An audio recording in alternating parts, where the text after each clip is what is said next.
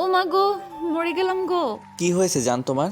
জান অনেক জ্বলছে, প্লিজ আর না। আমি অনেক ব্যথা পাচ্ছি। এই তো বাবা হয়ে গেছে, আর একটু সহ্য করো, দেখো সব ঠিক হয়ে যাবে। জান আমি আর নিতে পারছি না, অনেক জ্বলছে। মনে হচ্ছে আমি মরে যাব। প্লিজ আমাকে ছেড়ে দাও।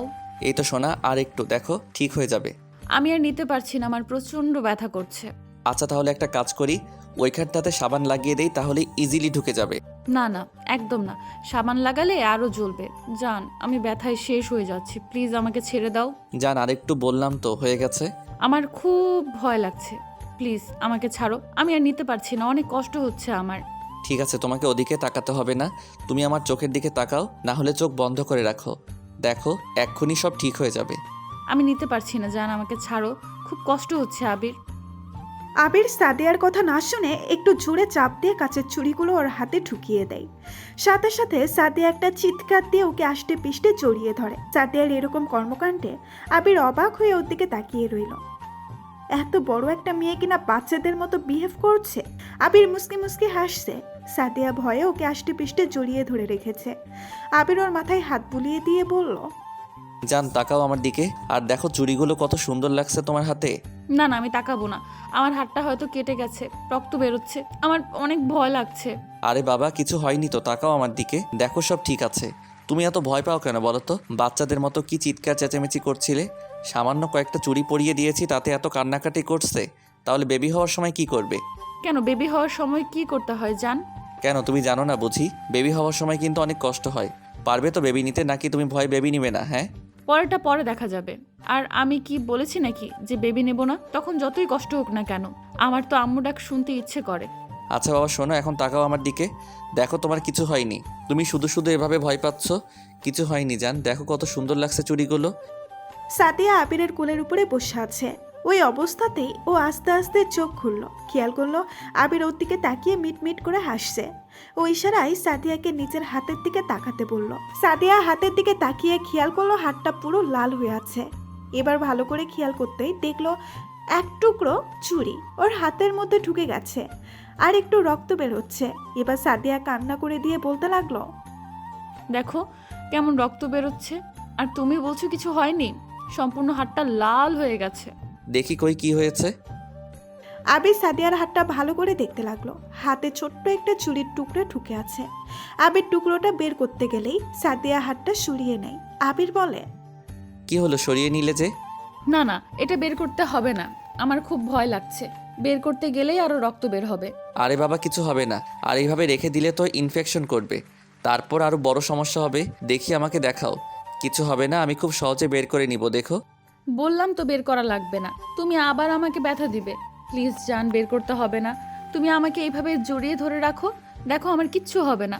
আরে বাবা এমনিতে কিছু হবে না, দেখি আমাকে হাতটা দেখাও, দেখো সব ঠিক হয়ে যাবে। না না, কিচ্ছু করতে হবে না, আমার খুব ভয় লাগছে আবির। সাদিয়া কথাটা বলে আবিরকে খুব শক্ত করে জড়িয়ে ধরে রাখলো। আবির ওকে সরানোর চেষ্টা করছে, কিন্তু সাদিয়া ভয়ে ওকে বুকের সাথে শক্ত করে চেপে ধরে রেখেছে। তারপরও আবির সাদিয়াকে ছাড়িয়ে নিয়ে ওর মুখের দুই পাশে হাত দিয়ে বলল, না আমি তাকাবো না, আমার খুব ভয় লাগছে। আরে বাবা কিছু হবে না, দেখো সামান্য একটা বিষয়, আর তুমি সব বিষয়ে এত ভয় পাও কেন বলো তো? সব সময় মনে হয় আমি তোমাকে হারিয়ে ফেলবো, তাই ভয় হয়। প্লিজ এটা বের করতে হবে না, যেন আমার খুব লাগবে, দেখো। কিসব উল্টাপাল্টা কথা বলো, তুমি আমাকে হারিয়ে ফেলবে কেন? কিছু হবে না তোমার, জান তুমি চোখ বন্ধ করে রাখো, দেখো সব ঠিক হয়ে যাবে। সাদিয়া আবিরের একটা হাত খুব শক্ত করে ধরে রেখেছে। এবার আবির আস্তে আস্তে ওর হাতের ভাঙা কাচের চুড়িটা টান দিতে লাগলো, কিন্তু বের হচ্ছে না। তাই এবার আবির একটু জোরে সোরে টান দিল। সাথে সাথে সাদিয়া একটা চিৎকার দিল। ওর হাত দিয়ে রক্ত পড়তে শুরু হলো। দেখো জান তোমার কিছু হয়নি। আবিদের কথাতে সাদিয়া চোখ খুলে ওর হাতের দিকে দেখলো ওর হাত থেকে রক্ত বেরোচ্ছে। সাথে সাথে ও একটা চিৎকার দিয়ে জ্ঞান হারিয়ে ফেললো। ও মা গো। সাদিয়া এই জান তাকাও আমার দিকে, দেখো জান তোমার কিছু হয়নি, সামান্য একটু রক্ত বেরিয়েছে, তাকাও না আমার দিকে। কিন্তু সাদিয়া এখনো কোনো কথা বলছে না। তাই ঈশান বুঝতে পারলো সাদিয়া জ্ঞান হারিয়ে ফেলেছে। ও তাড়াহুড়া করে সাদিয়াকে কোলে করে নিয়ে তারপর রুমে শুয়ে দিল। তারপর আব্বু আম্মুকে ডাকতেই ওরা এসে কথা বলতে লাগলো। তখন আবির আম্মুকে ফার্স্ট এইড বক্সটা আনতে বলল। তারপর আবির খুব যত্ন সহকারে সাদিয়ার হাতটা ব্যান্ডেজ করে দেয়।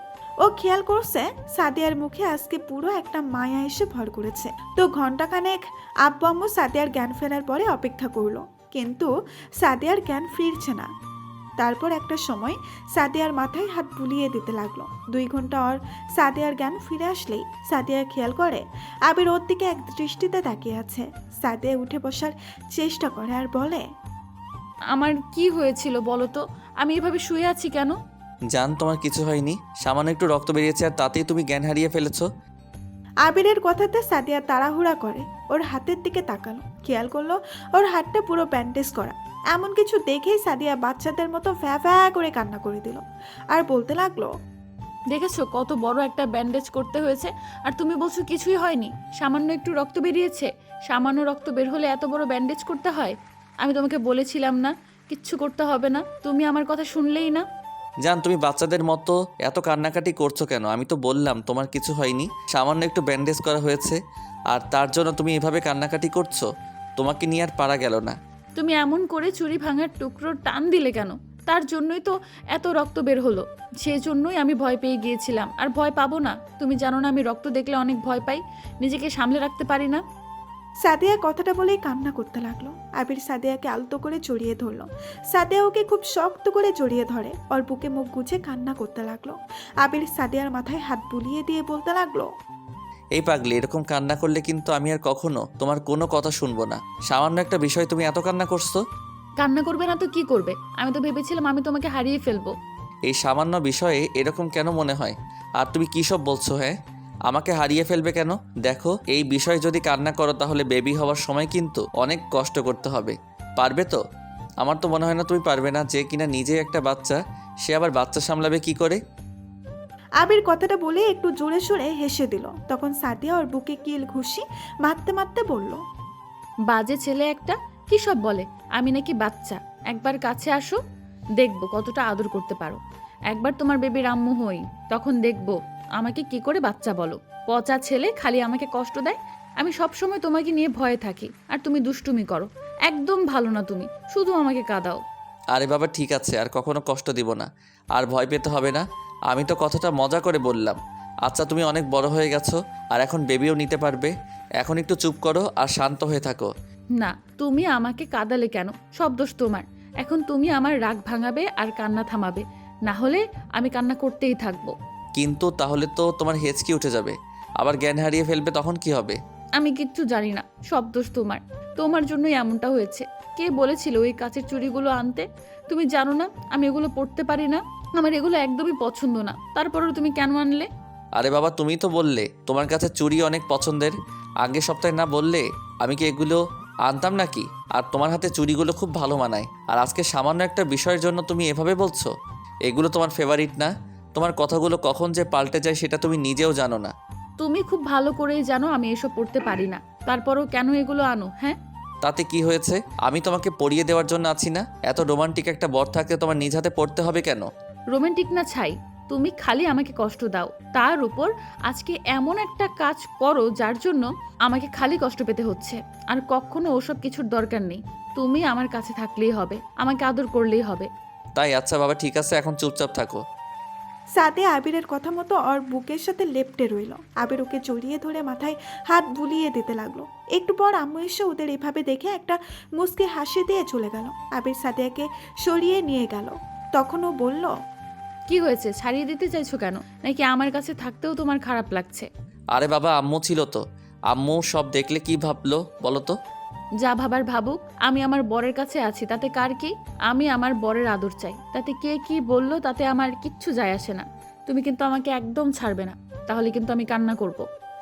সাদিয়ার এরকম বাচ্চামি স্বভাব দেখে আবির না হেসে পারল না। এর মাঝে আম্মু ওদের জন্য খাবার নিয়ে আসে। তারপর সাদিয়াকে খাইয়ে দিতে বলে চলে যায়। তখন আবির বলে, এবার একটু উঠে বসো, আমি তোকে খাইয়ে দিচ্ছি, কেমন? না না, আমি খাবো না, আমার খাওয়া লাগবে না। তুমি আমার কাছে থাকলেই হবে, একদম আমাকে ছেড়ে যেও না, আমার খুব ভয় লাগছে। এরকম পাগলামি করো না তো, না খেয়ে থাকলে শরীরে আরো খারাপ করবে। এখন খেয়ে নাও আর উঠে বসো। সাদিয়া চুপচাপ বসে রইল। আবির ফ্রেশ হয়ে এসে ওকে নিজের হাতে খাইয়ে দিতে লাগলো। তারপর কয়েকটা ব্যথার ওষুধ খাইয়ে দিয়ে আবার ওকে শুয়ে পড়তে বলল। কিন্তু সাদিয়া আবিরকে ছাড়া ঘুমাবেই না। আবিরও পাগলিটার কথাতে ওকে বুকের উপরে নিয়ে তারপর ঘুমিয়ে পড়ল। সন্ধ্যার দিকে আবিরের ঘুমটা ভাঙতেই ও বুঝতে পারলো সাদিয়ার গা জলে পুড়ে যাচ্ছে। হয়তো ব্যথার কারণে ও জ্বর এসেছে, তাও তাড়াহুড়া করে উঠে সাদিয়াকে বালিশে শুয়ে দিয়ে তারপর একটা ডাক্তার ফোন করলো। আধা ঘন্টার মধ্যে ডক্টর চলে আসে। তারপর সাদিয়াকে চেক আপ করে কিছু মেডিসিন দিয়ে গেল। আবির তাড়াহুড়া করে বাইরে গিয়ে মেডিসিনগুলো নিয়ে আসলো। এসে খেয়াল করলো সাদিয়া কান্নাকাটি জুড়ে দিয়েছে। আবির ওর পাশে বসতেই বলল, তুমি কোথায় গিয়েছিলে? তুমি জানো না আমি তোমাকে ছাড়া এক মুহূর্তও থাকতে পারি না? তুমি আমাকে এইভাবে রেখে কোথায় গিয়েছিলে? আরে বাবা, তোমার জ্বর হয়েছে তাই বাইরে গিয়েছিলাম মেডিসিন আনতে, এর জন্য কান্না করা লাগে? আমার কোনো মেডিসিন লাগবে না। তুমি আমার পাশে থাকলে আমার সব অসুখ সেরে যাবে। এখন আমাকে জড়িয়ে ধরে রাখো। রাখবো, কিন্তু তার আগে তোমার মাথায় একটু জলপট্টি দিয়ে নেই। তুমি শুয়ে পড়ো। সাদিয়ার বাচ্চা মেয়েটা যেন অসুখ হওয়ার সাথে সাথে বেড়ে গেছে, তাই আবির ওকে জোরপূর্বক শুয়ে দিয়ে তারপর ওর মাথায় কিছুক্ষণ জলপট্টি দিতে লাগলো। আম্মু রাতের খাবার দিয়ে গেলেই আবির আবারও সাদিয়াকে খাইয়ে দিয়ে কয়েকটা মেডিসিন খাইয়ে দিল। তারপর ওর পাশে শুয়ে পড়ল। সাথে সাথে সাদিয়া এসে আবিরের বুকে মাথা দিয়ে ওকে খুব শক্ত করে জড়িয়ে ধরে ঘুমিয়ে পড়ল। আবিরের ঘুম আসছে না, কারণ পাগলিটাকে প্রচণ্ড পরিমাণে ভালোবাসে। আর আজকে ওর এতটাই বেশি শরীর খারাপ করেছে, যার জন্য দু চোখের পাতা এক করতে পারছে না। রাত 2টার দিকে সাদিয়ার ঘুম ভেঙে যায়। ও খেয়াল করে আবির এখনো ওর দিকে এক দৃষ্টিতে তাকিয়ে আছে। ওর মাথায় হাত বুলিয়ে যাচ্ছে। কি হলো জান, তোমার কি হয়েছে বলো আমাকে? কষ্ট হচ্ছে খুব? কোথায় কষ্ট হচ্ছে বলো আমাকে? খারাপ লাগছে? আরে বাবা, আমার কিচ্ছু হয়নি। দেখো আমি ঠিক আছি। আর এখন জ্বরটাও নেই। তুমি আমার সেবা করেছো না, তাতেই আমি সুস্থ হয়ে গেছি। এত উত্তেজিত হতে হবে না। আমি তো দেখছিলাম তুমি আমার দিকে তাকিয়ে আছো। আচ্ছা জান, তুমি ঘুমাওনি? আমার পাগলিটার শরীর খারাপ করেছে, আমার চোখের পাতা কি করে এক হতে পারে বলো? আবিরের কথাতে সাদিয়ার চোখ জোড়া ছলছল করে উঠল। ও আবিরকে আবারও খুব শক্ত করে জড়িয়ে ধরে। তারপর কিছুক্ষণ চুপ করে রইল। আচ্ছা জান, তুমি ঘুমিয়ে পড়ো, আমি তোমার মাথায় হাত বুলিয়ে দিচ্ছি। না না, আমি আর এখন ঘুমাবো না। তাহলে কি করবে? কি করব মানে? তোমার আদর খাবো। তুমি এক্ষুনি আমাকে অনেক আদর করবে। তোমার তো শরীর খারাপ, এই অবস্থাতে আদর করা ঠিক হবে না জান। তুমি শুয়ে থাকো, আমি তোমাকে মাথায় হাত বুলিয়ে দিচ্ছি আর কপালে চুমু দিয়ে দিচ্ছি, কেমন? কিচ্ছু হবে না। আদর করলে সব ঠিক হয়ে যাবে। তোমার আদর পেলে আমার জ্বরটা খুব তাড়াতাড়ি ঠিক হয়ে যাবে। এখন আমাকে আদর করতে শুরু করো। বাচ্চাদের মতো পাগলামি করো না তো, এই অবস্থাতে আদর করা ঠিক হবে না, তোমার খুব কষ্ট হবে জান। শোনো, তোমার আদরটুকু নেওয়ার মতো শক্তি আমার শরীরে আছে। আমার কিচ্ছু হবে না। তুমি একটু আমাকে আদর করো, দেখো সব ঠিক হয়ে যাবে। না হলে কিন্তু আমি সত্যি অনেক কান্না করব। আরে বাবা, করছি। আবির সাদিয়ার কথাটা ফেলতে পারলো না। সাদিয়া মুখ তুলে আবিরের দিকে নিচেই ঠোঁটগুলো এগিয়ে দিতেই সাথে সাথে আবির ওর ঠোঁট জোড়া ত্বক খুলে নিল।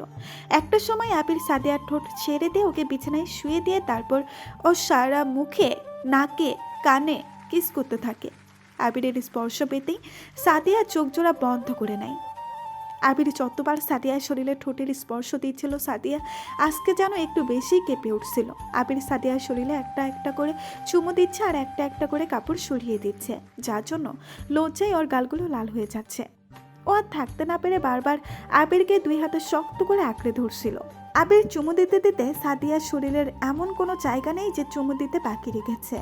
আবির যতবার সাদিয়াকে লাভ বাইটগুলো দিচ্ছিল, সাদিয়া ততবার ওর চুলগুলো 2 হাতে খুব শক্ত করে খামসে ধরছিল। সাদিয়া থাকতে পারছিল না, বারবার ওকে শক্ত করে নিজের সাথে আঁকড়ে ধরছিল। ও পুরো মাতাল হয়ে গেছে, তাই দেরি না করে ওদের শরীরে একটা চাদর টেনে দিয়ে তারপর সাদিয়াকে নিজের ভালোবাসায় ফুরিয়ে দিতে লাগলো। আবিরের ভালোবাসা পেয়ে সাদিয়া চোখের কোণে দিয়ে 2 ফোঁটা অশ্রু গড়িয়ে পড়ে। ও নিজের সর্বোচ্চ দিয়ে আবিরকে নিজের সাথে মিশিয়ে নেওয়ার চেষ্টা করে। তো ভালো থাক ভালোবাসা।